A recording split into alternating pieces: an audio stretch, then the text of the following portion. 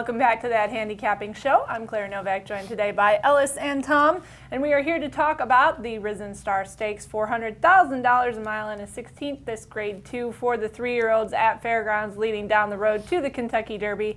And I'm going to take a look at the favorite in here, likely favorite, who will be Aero Force, coming off that Kentucky Jockey Club win, making his season debut. And he got a little bit of a fever and missed the Sam Davis, but he's been working quite well for trainer Mark Cassidy down in Florida, looking for him to turn in a big effort here. But Ellis, you are not going to pick Aero Force, but you do think he might be able to win. He's my second win contender. I think he's got a really good shot to win. The link has really helped him. But it's a great race. Time to go for a price. I'm going to take It's All Relevant on top. A really nice horse. Happens to be a half brother to AP Indian and Tiz Shady. One of them won the Indiana Derby, Tiz Shady, last year. And he really put it together last time out at Gulfstream, winning by 8. 99 equibase speed figure is on par with Mo Tom's figure from the LeComte, so it's a stakes figure, and it was a maiden race. Definitely going to be under bet. He's 15-1.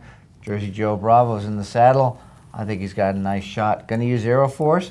Going to look at Mo Tom, of course, coming out of LeComte, and one more long shot in the mix, particularly for exotics. It's going to be Bistrea, shipping out of California for Ricky Aguirre with a field high 103 equibase speed figure. If that's legit, he's got a shot at a price. All right, some very interesting California shippers. Richard Baltus has one in the Rachel Alexandra on the card as well. Tom, you, I, and Ellis all like Mo Tom as an option here, and 4 sons of Uncle Mo in this race. Yes, I picked him second. I really liked his last race, and trainer Tom Amos said, you know, that he expects to have a much better idea from this race to see exactly how the colt has progressed. He is a one-run type horse, so I really didn't want to pick him on top. There are a lot of what looks like one-run type horses in here. I went with number 6, Gun Runner, who hasn't raced since the Kentucky Jockey Club Stakes, and he was defeated by the winner Aero Force and the third place finisher Mo Tom in that race.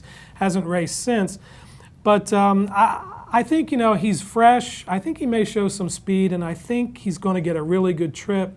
Candy Ride, and he's out of a Giants Causeway mare.